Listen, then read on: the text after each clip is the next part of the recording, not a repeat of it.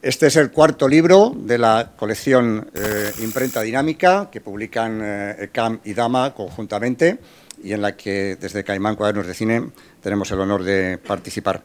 Es, como saben muchos de ustedes, una colección destinada a producir textos que hablen de cine y que nos ayuden a pensar el cine, que nos ayuden a pensar los oficios del cine y la creación cinematográfica.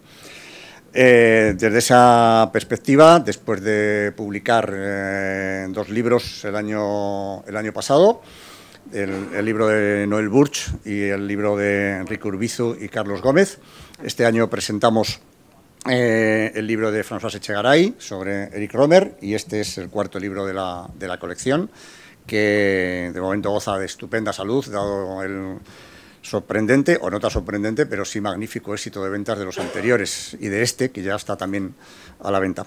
Sin más, desde Caimán Cuadernos de Cine, también dar las gracias a los editores y a todos ustedes. Para nosotros, desde la revista, es bueno, un trabajo natural encontrarnos en esta aventura del pensamiento cinematográfico y, por tanto, estamos también encantados. Sin más, le voy a dar la palabra a Ángela Armero en representación de Dama. Gracias, Carlos. Bueno, muchas gracias a todos por venir, a la autora, a los compañeros, que me gusta verles aquí porque son todos compañeros y me encanta tener este libro en mi estantería. Queremos, en nombre de Dama, dar las gracias a Enrique Albero. Bueno, esto es un poco de spoiler, ya lo he hecho. Bueno, pues gracias de nuevo. Vamos a presentar este libro de las entrevistas que conforman el último ejemplar de la colección de Imprenta Dinámica, que imagino que ya lo conocéis. Este último volumen, que ya es el cuarto, trata sobre la escritura de la ficción seriada y de cómo ha evolucionado la profesión en las últimas décadas. Esta colección, Imprenta Dinámica, nace de la necesidad que tanto ECAM como Dama han percibido de reeditar manuales, textos de referencia, como de plasmar para las nuevas generaciones de creadores del audiovisual la experiencia y el conocimiento de autores consolidados como los que tenemos aquí, como los que están en el libro. La reescritura infinita es un ejemplo de este libro, que es nuevo, totalmente nuevo, y bueno, es una vía de transmitir conocimiento para los que estamos trabajando, para los que vienen ahora, los guionistas y todos los amantes del audiovisual en general, pues ya sabéis que esta es vuestra casa. Muchas gracias.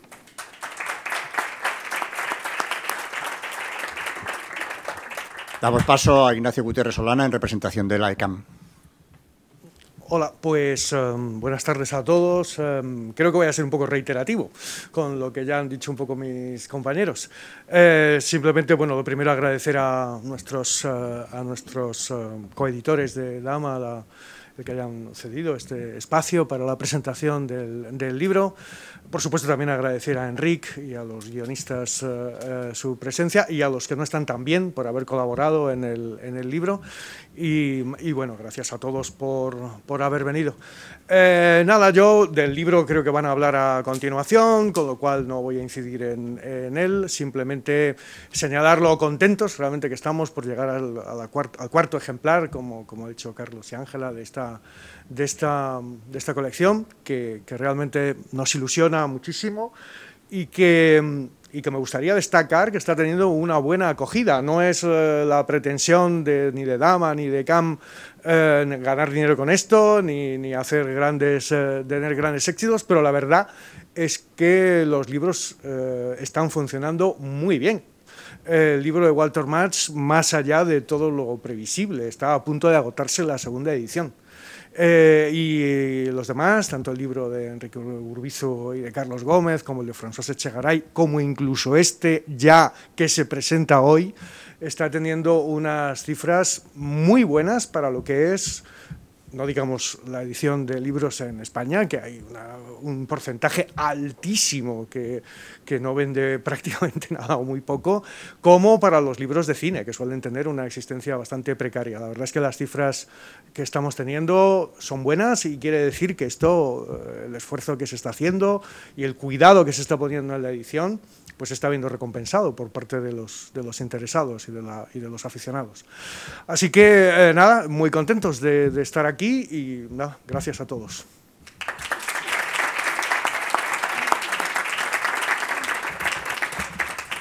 Bueno, Enrique Albero es probablemente el mayor experto en ficción seriada y audiovisual en España.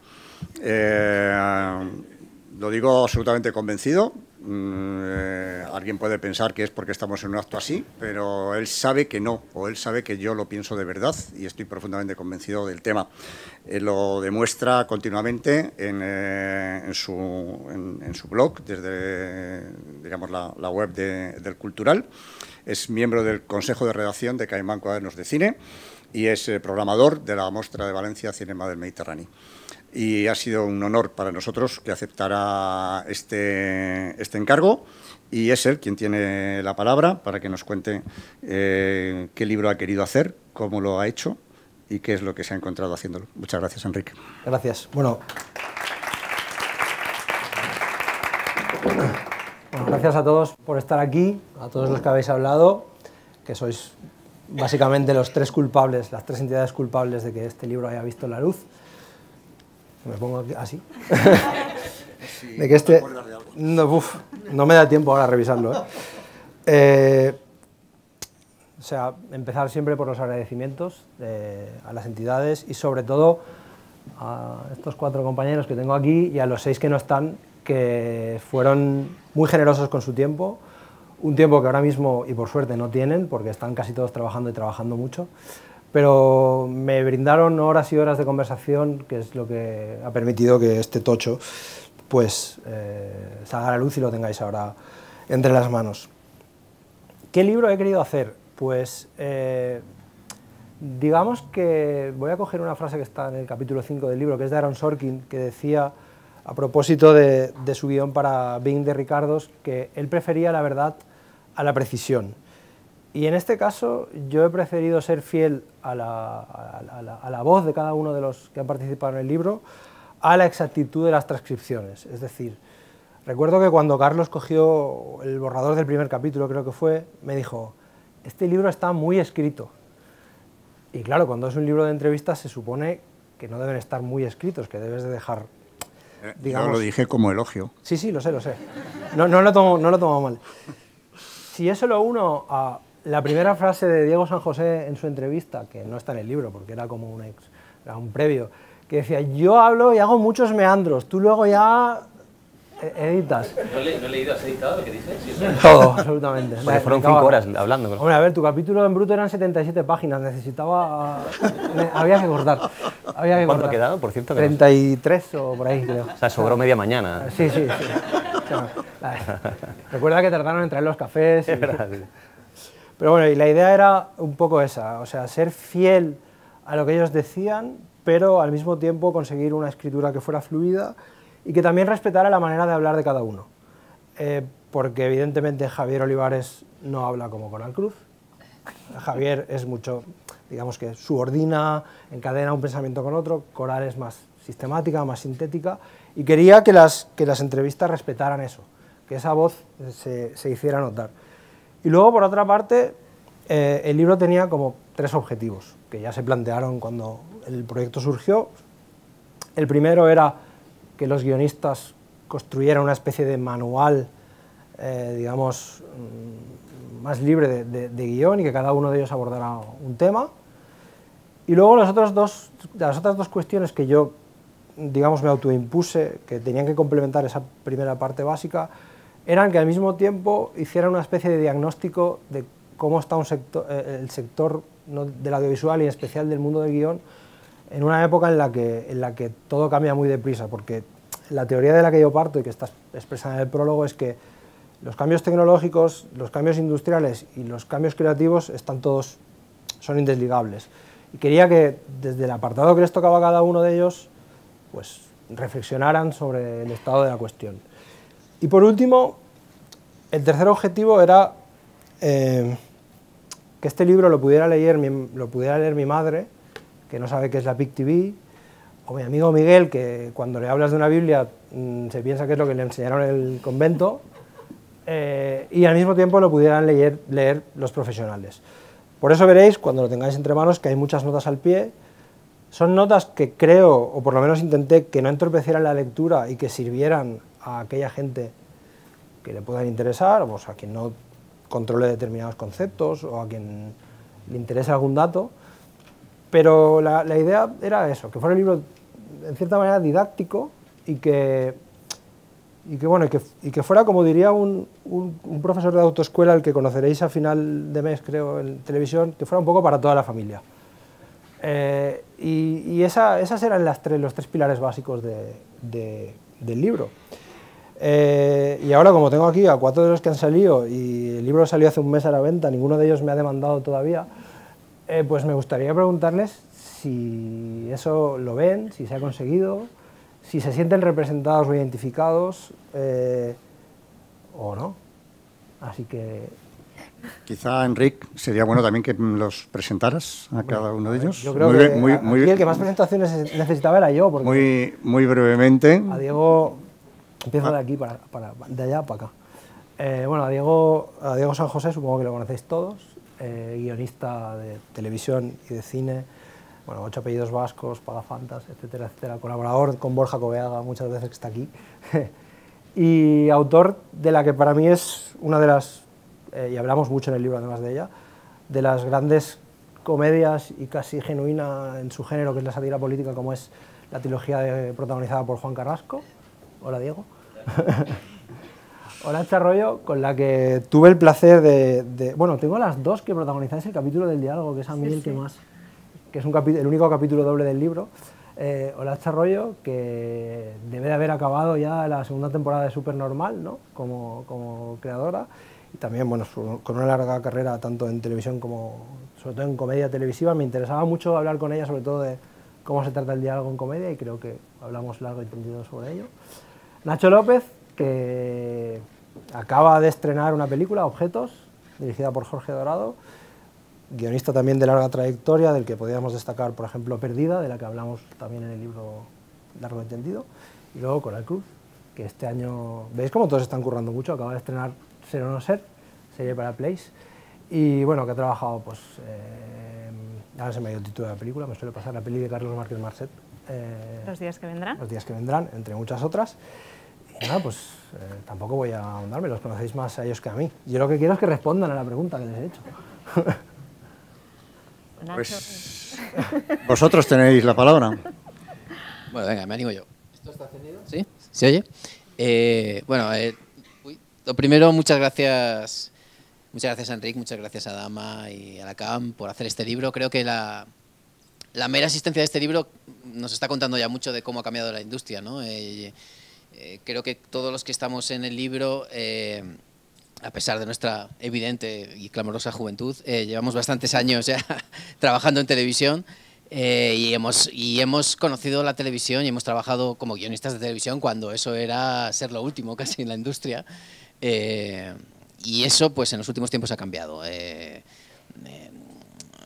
Nos tienen más en cuenta, es verdad que se han dado cuenta de que los guionistas y somos los creadores de las series y que tienen que tener en cuenta el trabajo de escritura como una parte fundamental y primigenia en el desarrollo de una historia, y el que haya libros como este pues nos indica que eso empieza a ser una realidad también aquí en España y que empieza a haber una presencia clara de los guionistas como creadores y como fundadores de los proyectos, ¿no? En cuanto al libro, bueno, yo me lo he leído casi entero, me quedan los 2 últimos capítulos. A mí me ha interesado mucho todo lo que he leído de mis compañeros, me parece que es muy rico, que me encanta el enfoque que le has dado con distintas visiones de gente que está trabajando en formatos y en géneros muy diferentes. Yo, mi parte, a mí me gusta mucho, pero en gran parte porque no me reconozco mucho en lo que hay escrito. Creo que está bastante bien resumido lo que estuvimos hablando, que estuvimos, yo creo que 3, 4, 5 horas, no me acuerdo, estuvimos bastante rato. Yo diría casi 5 horas. Sí. Y bueno, me tocó una parte que podía parecer un poco más coñazo, que es la de la estructura, pero que creo que es interesante. Un poco también, y muchos de los compañeros creo que también mencionan esto, ¿no? Esta cosa clásica de que las series no son películas largas, no es lo mismo una película que un capítulo de una serie, y tienen sus propias estructuras, y bueno, eso que es importante entender, y que es importante como guionista entender esas distintas técnicas a la hora de escribir una serie de televisión, pero que al mismo tiempo también creo que lo que ha cambiado más en los últimos tiempos es que todo está mucho más abierto, ¿no? Que la teoría es, bueno, está ahí para utilizarla, está ahí para conocerla y para basarse en ella, intentando hacer las cosas bien, pero también estamos mucho más abiertos a experimentar, a que las estructuras cambien, sean diferentes, que las propias estructuras de los capítulos también sean más novedosas. No estás atado o tan atado a un formato como estabas antes, ¿no? Donde estaba la sitcom o estaba la dramedia o estaban los formatos de una determinada duración y tenías que atenerte un poco siempre a los mismos esquemas en cada capítulo, ¿no? Entonces, bueno, creo que es una parte interesante, aunque puede ser un poco más, quizá más técnica, un poco más coñazo, yo creo, pero a mí el libro en general me ha parecido que es muy interesante y sobre todo estoy disfrutando mucho de mis compañeros. O sea que, muy bien, enhorabuena. Bueno, venga, me toca. ¿Qué tal? Mi parte. No, a mí me tocó el diálogo. ¿Se me oye bien? Yo no me digo así. Vale. Y bueno, la verdad es que me da un poco de respeto porque yo nunca había pensado mucho en el diálogo, pero es verdad que luego te pones a pensarlo y a hablarlo y sabes más de lo que piensas, ¿no? En estas cosas. Y bueno, y sí que te agradezco que hayas hecho un libro dedicado a guionistas de series, porque es verdad que de repente en series los guionistas somos muy importantes y que hay mucha diferencia con el cine y con las series. Yo que he hecho películas y he hecho series, de repente notas que en el cine el guionista pues no es muy importante, o sea, es el que escribe la obra del director, ¿no? Y en televisión somos muy autores y controlamos mucho nuestra obra y la verdad es que notas que tenemos un prestigio y que hemos ganado unas parcelas ahí de poder como muy interesantes, ¿no? Y es donde a lo mejor sientes que estás haciendo más tu obra, ¿no? y tu serie. Y eso se ve en el libro, ¿no? Leyendo a otros compañeros que están en cargos de showrunner o como Verónica, por ejemplo, que está también en Netflix y tal. Y bueno, y eso se agradece. Y yo me lo pasé muy bien hablando contigo. Es verdad que me leí muy vehemente, que es verdad que cuando hablas dices las cosas con una contundencia que luego las lees y te impresiona y dices, no, vaya, joder, qué seguridad tengo yo en esto. Y no es así. Pero bueno, que es normal, que queda como más espontáneo y bueno, me imagino que es mejor. Pero me habría gustado matizar alguna respuesta, eso sí. Haremos segunda edición con corrección. Con enmiendas. Ya saberlo hecho, sí. No, así sacamos otra. Yo es que no he empezado a leerlo, el libro. Se lo he dicho antes. ¿No se oye bien con esto? ¿Sí? Que no he tenido tiempo. Supongo que estará genial, pero es que no. O sea, no sé si luego preguntas que no implican haber leído el libro, entonces intervendré, pero ahora... O sea, yo me lo pasé muy bien hablando contigo. Es que no he podido leerlo. Pero bueno, a mí me toca hablar de la comedia. ¿Soy el que habla de comedia del libro? Yo hablé de comedia. No me acuerdo ni de qué hablas. ¿Hablaste tanto? También, ¿no? Es normal que me han dejado la chuleta. A ver, ¿cuál era el tuyo? O sea, el título no me acuerdo. Hablas de comedia. De comedia. Sí. Ahora se lo ha leído todo. Esa palabra, o sea, esa expresión, evidentemente es de Enrique, yo jamás...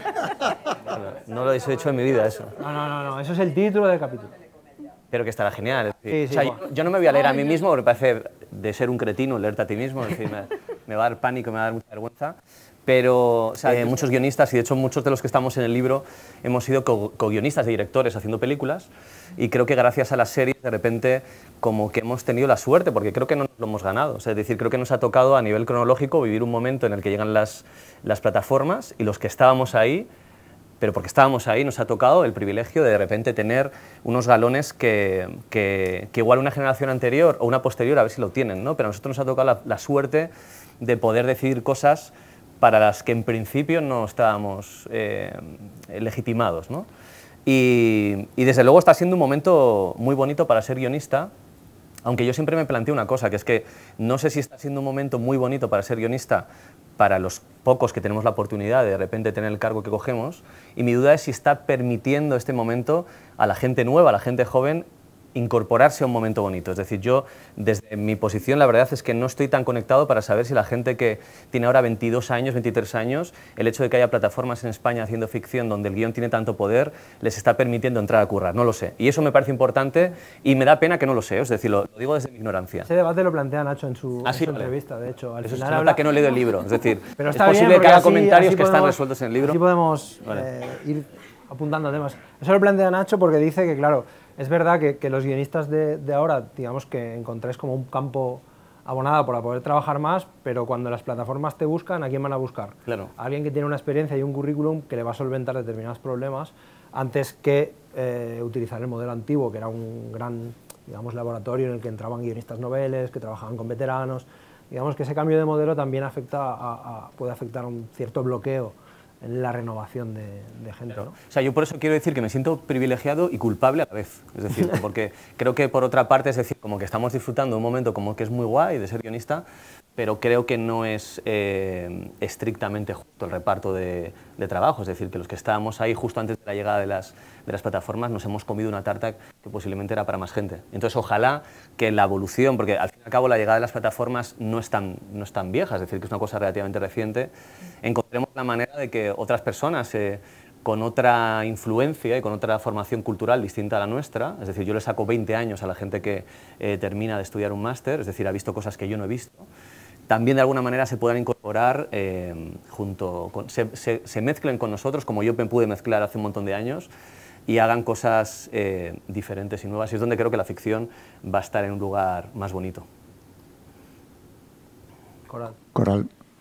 Pues vale, no, bueno, antes de nada, muchísimas gracias a todas las partes que habéis pensado que yo podía formar parte de este libro, porque sobre todo yo soy guionista de cine. Yo creo que Rafa y yo somos los que venimos más del cine, y hace pocos años, hace unos 5 años que yo me incorporé al mundo de la televisión, y bueno, sí que había hecho alguna TV movie, y había hecho miniseries, y luego hice Hierro y tal, pero digamos que cuando me llamáis para hacer este libro, la serie que yo había parido y de la que soy showrunner, que es Ser o no ser, aún no estaba estrenada. Oh, no. De hecho, mi capítulo es muy raro dentro del libro, todo hay que decirlo. Es verdad que los demás habláis desde el texto y a mí me toca hablar del subtexto, es de lo que hablo dentro del libro, con lo cual se me permite cierta licencia, creo. Pero sí que es verdad que prácticamente creo que no hablo nada de mi trabajo, ¿no? De lo que he hecho, y sobre todo yo creo que tenías que haber puesto un spoiler alert, porque quien no haya visto Fleabag, por favor, que no lea el capítulo antes de ver las 2 temporadas de Fleabag, porque hago un análisis tan concienzudo y tan hasta el final, o sea, analizando escenas muy, muy concretas, porque a los dos nos embalamos, o sea, nos encanta a los dos, y entonces nos metimos ahí, vimos que había una mina para poder hablar de todos estos mecanismos del subtexto que afectan a los diálogos, que era el capítulo que compartía con Olach, que me hizo muchísima ilusión de pronto protagonizar un dueto inesperado con Olach, que además nos conocíamos, digo, qué guay, y desde perspectivas tan distintas, ¿no? Pero a la vez tan compatibles. Entonces, no sé, a mí la verdad es que me parece que es un libro que abre muchísimas puertas para la gente que está planteándose entrar en esto, para lo bueno y para lo malo, porque no deja a un lado todo lo que supone de dificultad este mundo, y de hecho hay algunos como Diego, te recuerdo por si no te acuerdas, que decís cosas un poquito preocupantes, ¿no? Porque decís que todo esto que hemos conseguido en los últimos años los guionistas, tenéis el miedo de que estos nos lo arrebaten de las manos así como en un segundo, ¿no? Bueno, Diego no es en algún contexto que justifique semejante... Sí, pero como que pero, estás un poco cenizo en un momento. Diego no es... Si quieres profundizamos luego en eso. Diego no es el único... No, Diego Rafa también lo dice. Olivares, exacto. Y algunos más opinan que estamos viviendo una especie de edad dorada para el guionista, pero que esa cuota de poder conseguida le ven un plazo más bien corto hasta que los productores vuelvan a recuperar, digamos, la... Yo estoy convencido de eso, ¿eh? Sí, yo soy estoy convencido de que soy cenizo en primer lugar, tienes razón. Y no, yo creo que sí que va a haber movimientos de las productoras por recuperar el poder que tenían antes de las plataformas, es decir, cuando los productores eran los que iban a la cadena y luego volvían a la productora y te contaban lo que habían vendido, y tú no habías ido.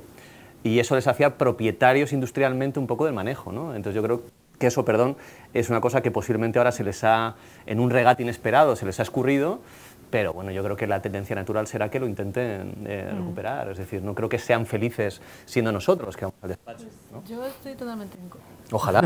Ay, no se me oye, ¿no? Es que se me da fatal lo de coger el micrófono. Tienen que haber un micrófono. Claro. Yo creo que muchos están encantados en no tener que entrar en cuestiones de contenido.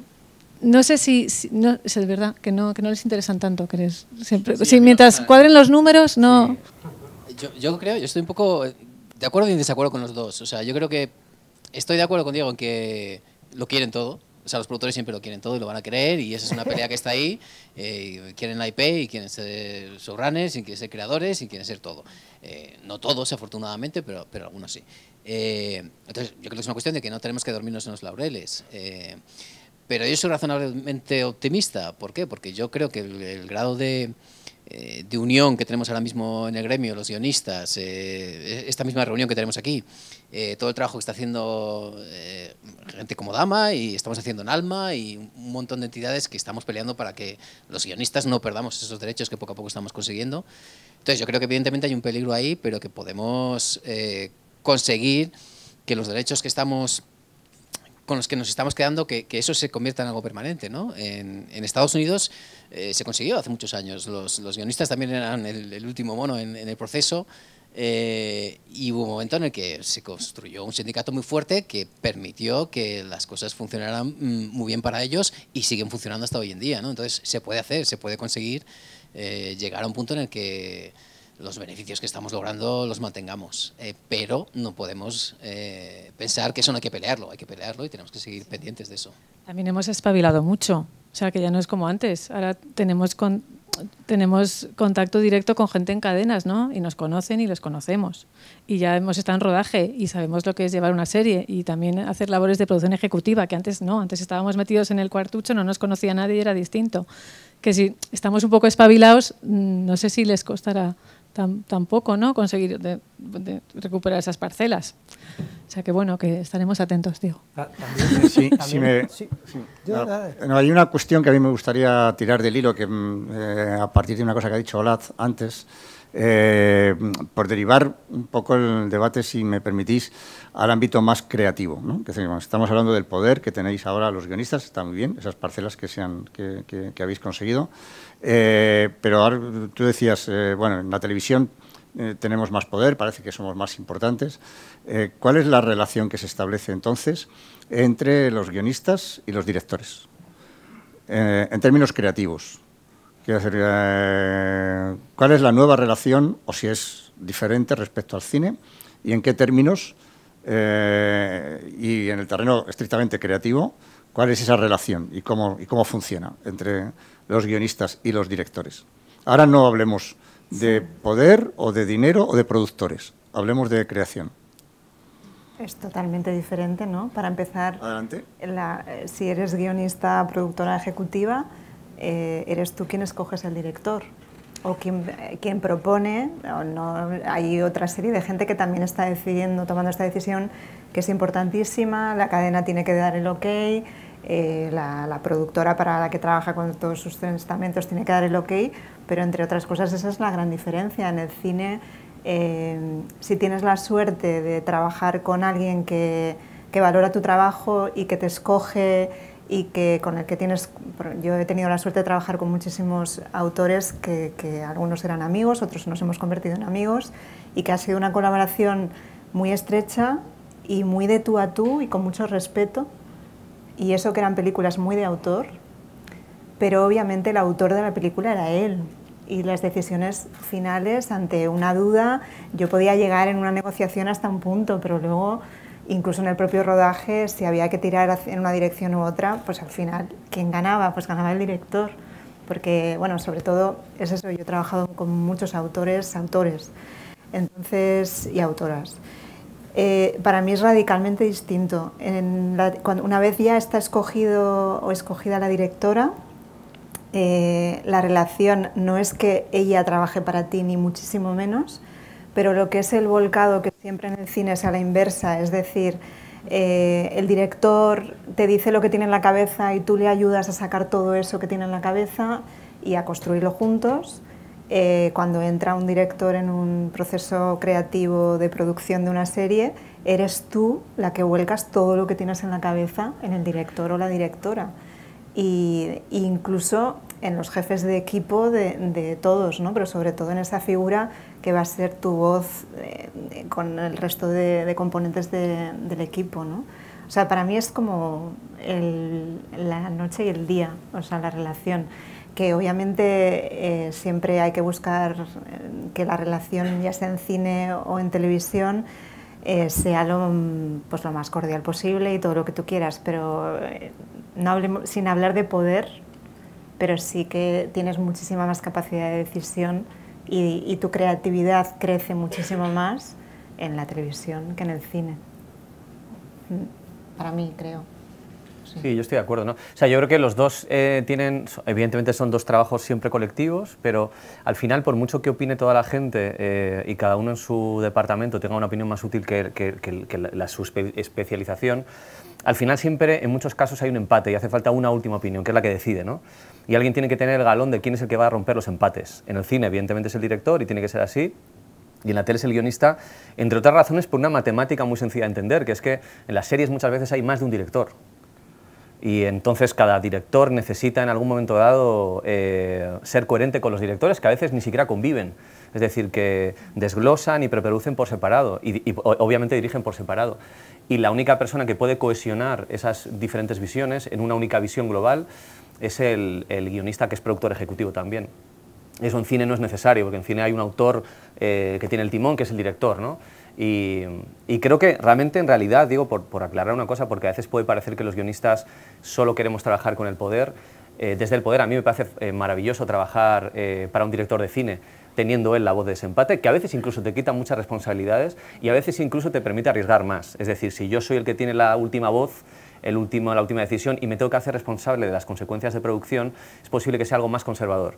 Si tengo a otra persona que viene después de mí, yo puedo disparar mucho más alto y en todo caso pensar, si esto es una locura, ya lo dirá él.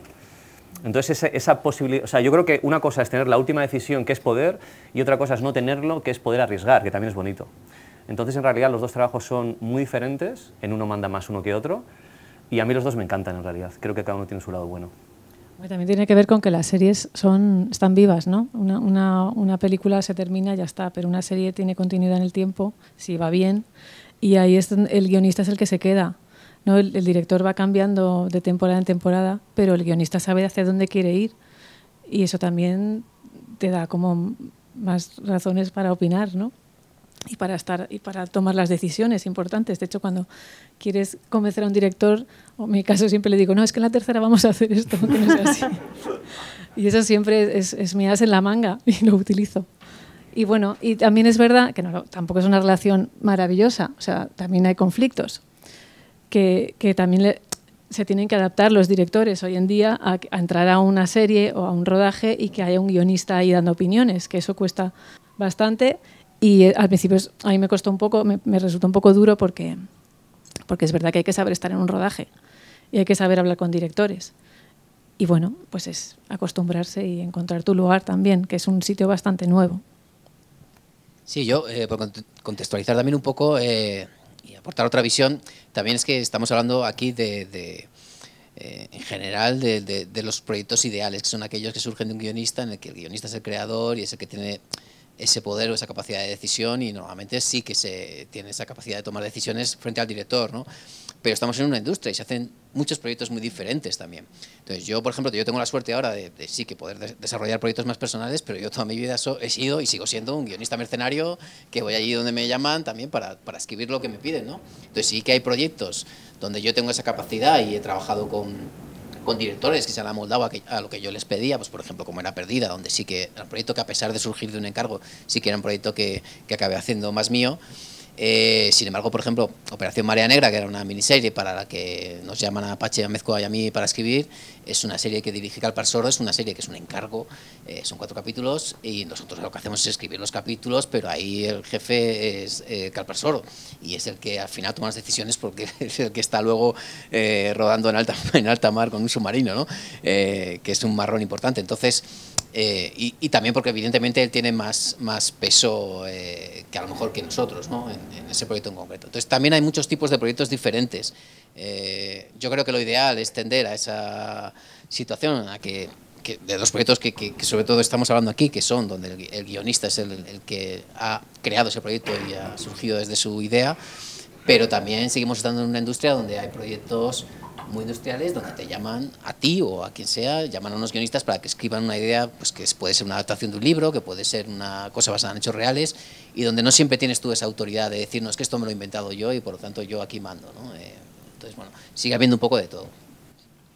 Por seguir ahondando en esta cuestión, los 4 que estáis aquí habéis, digamos, pasado por diferentes escalafones dentro de la profesión y habéis pasado de ser guionistas rasos o guionistas a dirigir vuestros propios proyectos, o sea, los 4.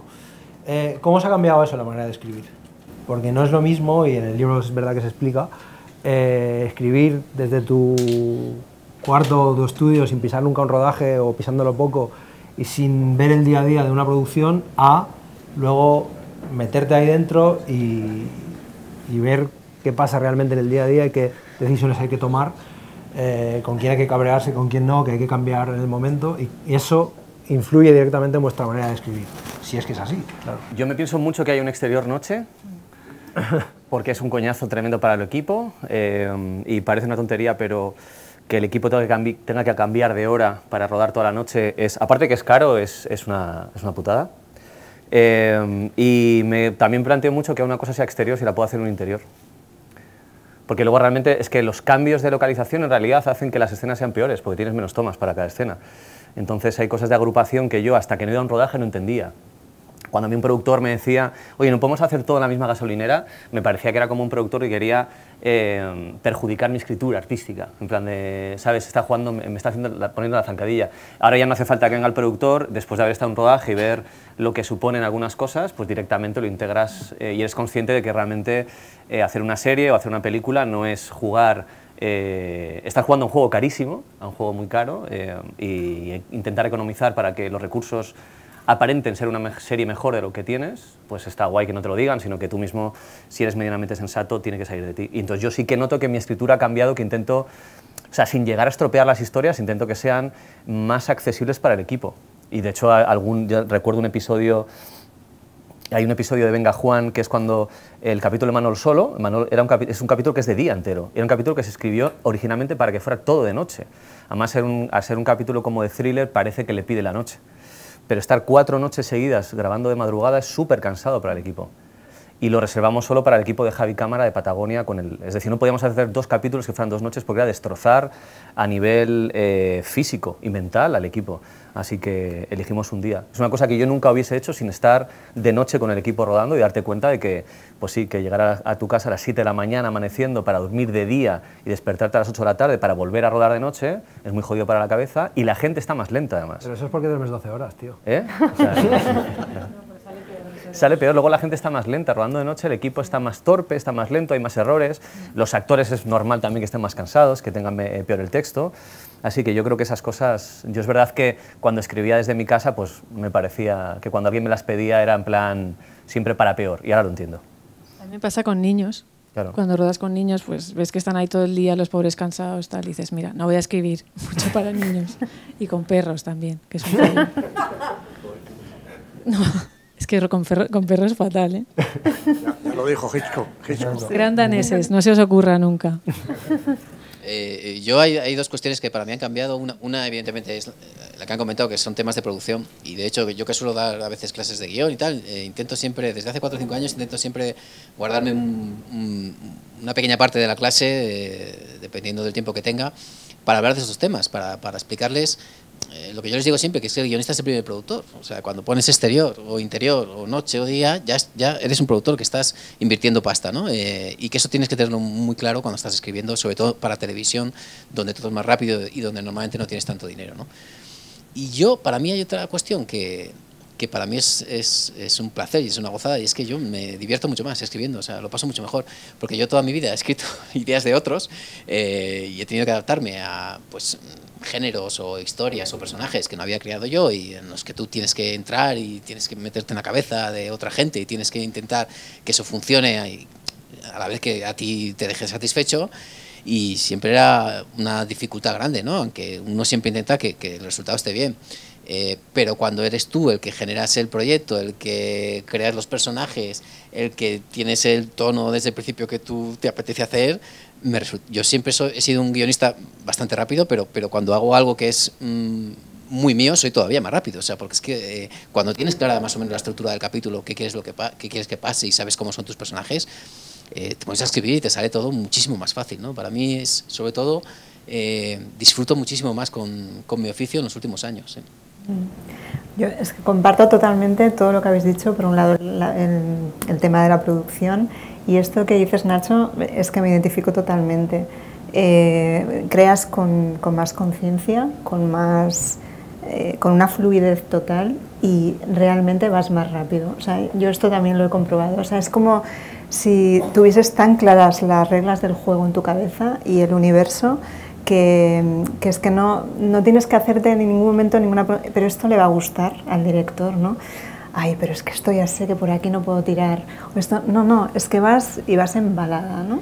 Y al mismo tiempo te dejas sorprender también más, sí, por tus personajes y por tu historia, y tienes la posibilidad de decir, oye, pues voy a cambiar esto que había pensado, se me ha ocurrido algo mucho mejor, y lo cambias, sí. Y no pasa nada. A este placer y a esta rapidez quizá le uniría un sentimiento contrastado, que es el de la alta responsabilidad, ¿no? O sea, cuando eres ya un poco control freak por naturaleza y hiperresponsable, o sea, si además le unes el hecho de que todo lo que estás poniendo ahí, todo sabes que difícilmente va a cambiar, porque más o menos los filtros ya están, es como, vale, o sea, esto que pongo es lo que va a ser. O sea, ya, lo que decías antes, ¿no, Diego? De no hay alguien que va a tomar la decisión y que te puedes cubrir detrás, ¿no? Si la peli sale mal, bueno, es que el director al final hizo lo que le dio la gana, no sé. No, aquí lo que sale escrito lo has hecho tú. O sea, yo creo que también ese sentimiento. Y yo añadiría una última cosa, que es cuando ya estás en una segunda temporada, es el conocimiento del equipo y especialmente del equipo artístico. O sea, como el hecho de conocer tan bien a los actores, por haber convivido con ellos, por haberlos escogido, o sea, haber hecho esos castings interminables y después estar en rodaje con ellos y ver después en pantalla quién te ha funcionado mejor en un registro, en otro, eso también a mí me da como una amplitud de mira de decir, ostras, en la segunda le voy a hacer que haga esto, porque sé que me va a funcionar súper bien, ¿no? Y en cambio igual lo voy a tirar más por aquí, este personaje, o sea, dentro de la coherencia de lo que has creado y tal, pero creo que eso también es muy rico. O sea, porque normalmente, por ejemplo, en cine conoces a los actores en el estreno de la película, ¿no? Entonces, como, bueno, el día que te invitan a rodaje y que vas y que es, sí, yo soy la directora, ¿no? Claro, pues qué guay, ¿no? El guión está muy guay. Vale, sí, pero es que aquí, o sea, el hecho de vivirlos y de ver los retos a los que se enfrenta cada uno y cómo han crecido durante el rodaje, cómo son unas escenas mucho más cómodos que en otras, a mí me da muchísima información casi inconsciente, porque no es que estés, no, en la siguiente voy a hacer esto, no, sino que te vas impregnando, ¿no? de toda esta gente, de todo este equipo, y eso es muy guay también. No sé si yo creo que es el momento de que preguntemos si hay alguien que quiera hacer alguna pregunta. Tenemos aquí a 4 guionistas con una larga y contrastada experiencia y a un crítico y teórico de la ficción audiovisual en España, así que seguro que hay alguna pregunta. Hola, ¿qué tal? Soy Irene de Audiovisual 451. Observo que los productores están poco unidos y me pregunto, desde vuestra opinión, si los guionistas están unidos para esa lucha necesaria para conservar vuestros derechos. Los de Alma. Yo creo que sí, que estamos bastante unidos. Lo que pasa es que tenemos, per se, tenemos menos fuerza, porque ellos tienen dinero. Al final, los que tienen la pasta son los que mandan, ¿no? En gran parte. Pero sí, nosotros sí estamos cada vez más unidos. Yo sí que lo creo. O sea, en ese sentido soy optimista.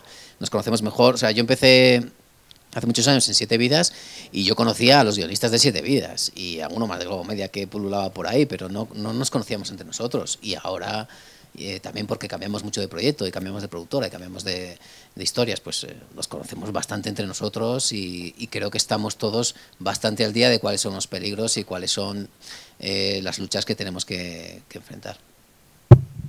Gracias. ¿Más preguntas?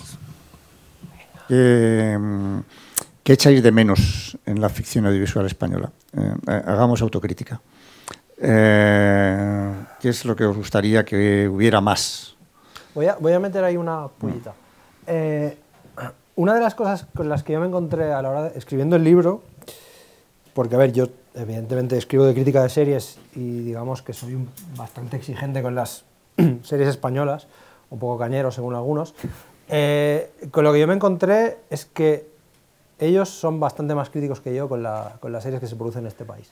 Tienen una mirada muy afilada sobre lo que se produce, son conscientes de lo que funciona, de lo que no, de lo que está bien, de lo que está mal, son autocríticos con su propia obra y creo que eso es importante para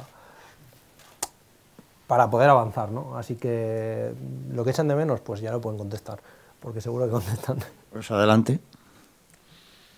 Yo creo que un riesgo que podemos correr es que hagamos series un poco para nosotros, es decir, como que venimos de una televisión que se hacía excesivamente para lo mítico de La señora de Cuenca, es decir, que todos los parámetros creativos eran para alguien muy mainstream, muy accesible y demás, y mi único miedo es, y no estoy seguro, es que hayamos pasado al extremo opuesto, es decir, que hagamos series utilizando referentes que vemos nosotros, de series que nos gustan a nosotros y manejando códigos narrativos que son un reto para nosotros, pero que tal vez no estén llegando, que no lo sé, porque como tampoco hay datos de audiencia claros de las plataformas, ni siquiera sé si esta crítica está fundamentada en números, no lo sé, pero sí que hay una intuición de a ver si nos hemos alejado demasiado de un público más o menos relevante y que no hagamos series creativamente importantes, insignificantes en lo cuantitativo.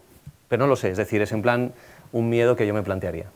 Faltan datos de audiencia. Es que no hay datos de audiencia por eso, pero no sé. Estaría bien saberlo. Ese hermetismo de las plataformas no sé si nos beneficia, ¿no? Y falta tiempo también para escribir, yo creo. A veces te piden los proyectos con demasiada prisa y no tienes tiempo para dedicarle y meditar las cosas, ¿no? Y dedicarle horas y horas y días y días. Pues eso, para mí. Yo lo que echo de menos quizás son más series que hablen de nuestra realidad. Que las hay, más series como Botajuan, pero también en otros géneros, ¿no? Series políticas, series que hablen de los problemas sociales que nos aquejan ahora mismo como españoles, que son muchos. Creo que todavía somos un poco timoratos en ese sentido. Digo somos, puede que los guionistas, pero sobre todo creo que la gente que toma las decisiones de qué es lo que se hace y lo que no se hace, ¿no? Creo que hay miedo, o sea, creo que estamos empezando poco a poco a contar historias, pero todavía nos tenemos que ir como 30, 40, 50 años atrás. No nos atrevemos a hacer pues una miniserie sobre lo que pasó hace 2 años, en donde sea, ¿no? Que son cosas que sí que se están haciendo fuera.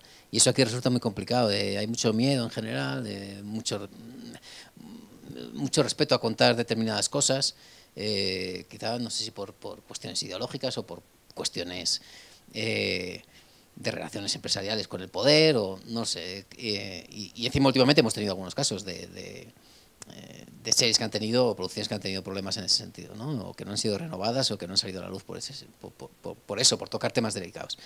Y creo que eso es lo único que yo echo un poco más en falta, el mayor valentía a la hora de elegir los temas. Me da la sensación de que abusamos a veces del escapismo, ¿no? De que queremos series, bueno, que no toquen demasiadas sensibilidades.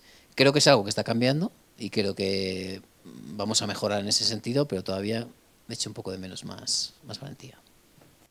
Estoy de acuerdo, pero creo que esta responsabilidad recae mucho más en los que toman las decisiones en las plataformas, y que, como tú dices, están rechazando proyectos o incluso los encargan, los desarrollan y no los producen, o no renuevan, porque yo ahí es donde veo el tampón. Yo no veo el tampón en la creatividad de mis compañeros. O sea, yo conozco proyectos no natos de compañeros que son mucho más interesantes que otras cosas que acaban siendo producidas. O sea, para mí quizá de toda esta situación aparentemente boyante, lo más preocupante es que no haya líneas editoriales, ¿no? O sea, que las plataformas no den ninguna pista, como que ahora creo que pasa en todos lados, ¿eh? O sea, pasa aquí, pero es un mal general. Pero esta cosa de que antes tú sabías lo que la HBO buscaba, ¿no? Y entonces era como muy claro, venga, esto era una serie de la HBO, jo. Qué guay, ¿no? O sea, es como una editorial, ¿no? Que se dedica al acantilado. Pues tú te compras un libro de acantilado y ya sabes lo que es, ¿no? O sea, ya sabes lo que vas a buscar, a encontrarte. Y Y eso yo creo que es lo que más daño nos hace a los creativos a la hora de... Porque claro, vas un poco dando palos de ciego. Y incluso cuando generas algún proyecto que pasa por todas las plataformas y que el casting no supera el casting y se queda ahí, y que tú conoces el tuyo, pero ahí, ¿cuántos hay? Cientos que se quedan ahí. Entonces dices, ¿realmente lo que acaba saliendo es lo más interesante? ¿O son esos proyectos perdidos que nunca van a salir a la luz, los que realmente podrían dar un poco de un soplo de aire fresco, ¿no? También además eso tiene una lógica perversa, que es que si tú, por ejemplo, haces 3 o 4 proyectos de ese perfil que no se producen, al final dejarás de hacer ese tipo de proyectos, claro, porque tú necesitas vender. Exacto. Y pagar las facturas. Entonces harás proyectos que se adecúen, digamos, a esa, digamos, normalidad poco problemática, ¿no? Claro, vamos a hacer esto que se parezca a esto porque esto ya lo han comprado ¿Para aquí. qué voy a hacer una serie de la Guerra Civil si no me la van a comprar? Pues voy a hacer la de... Claro. Pues quedas tú, Enric, de saber qué es lo que echas de menos en la ficción audiovisual española. No, es lo que ha dicho Nacho. O sea, yo no me creo que viviendo en este país tengamos una serie y media sobre corrupción, no tengamos apenas series sobre la monarquía, no tengamos series sobre, no sé, más sátiras políticas, que solo tenemos prácticamente una. No creo que no tengamos ficción, y ficción con vocación además popular y que llegue a la población, que toque temas que estamos cansados de ver todos los días en las noticias y de leer en los periódicos. Es decir, creo que ahí tenemos un déficit que necesitamos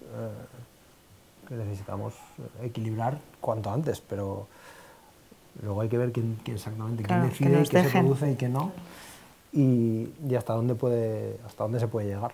Pero el déficit yo lo veo más, sobre todo desde el punto de vista temático ahí, y luego, como buen formalista que soy, y es algo que Diego apunta en su capítulo, aunque él no lo ha leído aún, creo que la televisión ha pecado, no ahora, pero sí en décadas atrás, de una falta de ambición formal, que ahora cada vez en más proyectos se ve. O sea, es más fácil de encontrar. Es decir, creo que y sobre todo en la comedia, hemos ido a lo sencillo, a que los dos actores estuvieran en el centro del encuadre, bien iluminados, que soltaran su chiste y chimpum, y hemos renunciado a cierta complejidad en muchos aspectos televisivos que creo que ahora, y sobre todo creo que hay series en los últimos años que están demostrando que esa tendencia está cambiando, pero que creo que es necesario ir a profundizar también en ese terreno. Y ya estaría. ¿Más preguntas? Si no hay más preguntas, yo haré otra. La gente quiere vino, ¿eh? No es una amenaza. No, Enric, también estaría bien que después de todas estas conversaciones nos contaras un poco qué has aprendido qué has aprendido de la ficción audiovisual española, qué has descubierto. Son conversaciones muy a fondo, además sobre aspectos temáticos diferenciados, y una serie de textos en el libro muy didácticos. ¿Qué has aprendido que antes no conocieras o no tuvieras suficientemente en cuenta? Pues una de las cosas, ya lo he dicho antes, es la capacidad crítica que ellos mismos tienen para analizar su propia obra y la de los demás, y digamos el contexto actual. A mí me sorprendió que fueran muy directos en muchas cosas, que no se guardaran nada en el cajón, en ninguna de las entrevistas. Luego aprendí que su trabajo, y eso en algo se parece creo que es común a cualquiera que escriba, comporta un alto grado muchas veces de insatisfacción, de no saber si lo que estoy haciendo va a ser bueno porque no llega, o porque no se acepta, o porque no termina de funcionar, o porque luego se recibe mal. Aprendí que dedican muchas horas, que trabajan mucho, y sobre todo me ayudó también a recuperar una serie de conceptos que yo tenía bastante olvidados de cuando estudié guión, cuando era joven, que como veis no sirvió para nada, pero me sirvió un poco también para refrescar la memoria y para ponerme un poco al día. Pero vamos, yo lo que pasa es que disfruté mucho en general, me lo pasé muy bien. Entiendo, o quiero creer que ellos también, porque las conversaciones fueron largas, en una época también pues un poco ahí convulsa con el COVID por aquí y por allá, pero bueno, pudimos casi todos vernos en persona y charlar largo, no pusieron ningún límite de tiempo ni de nada.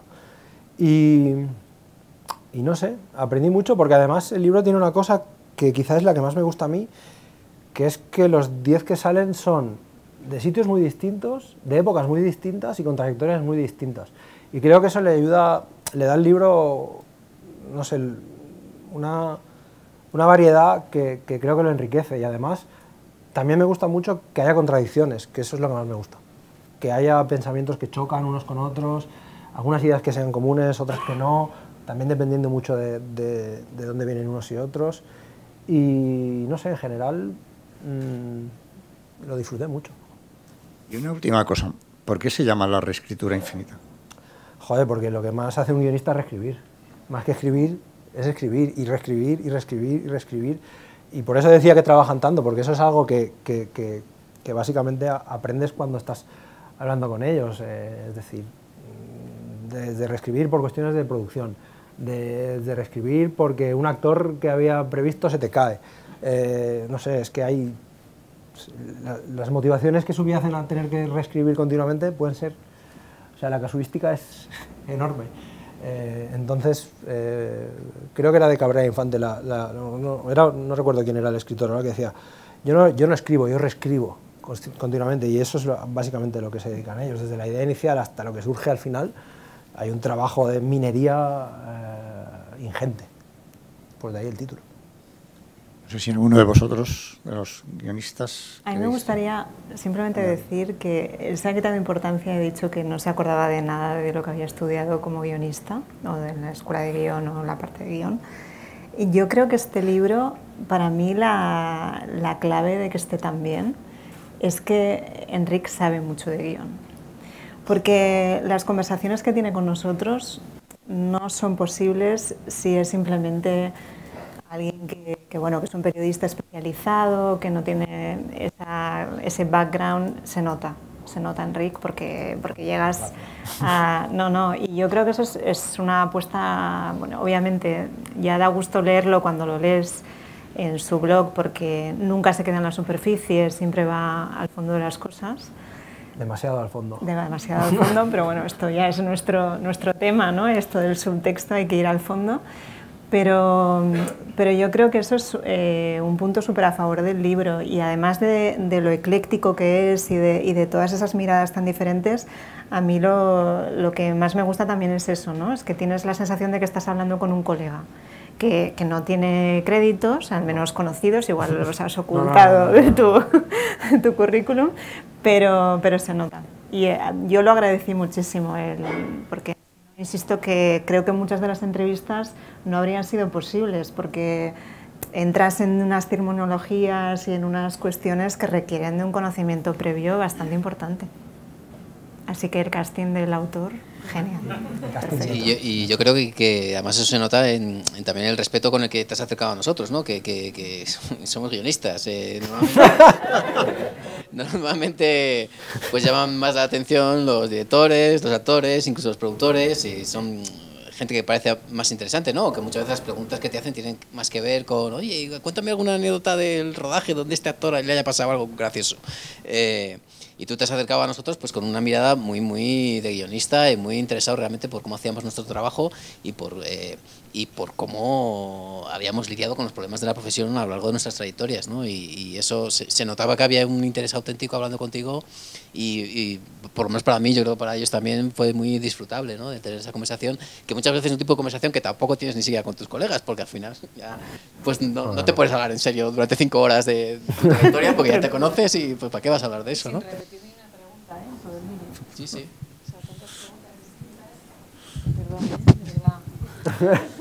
No, que tiene mucho mérito escribir un libro entero de preguntas a guionistas, más o menos, todos nos digamos más o menos lo mismo, sin repetir ni una pregunta, Enrique, que tiene mucho valor. Hombre, alguna está un poco... Bueno, pero no repites ninguna, ahí... literalmente ninguna.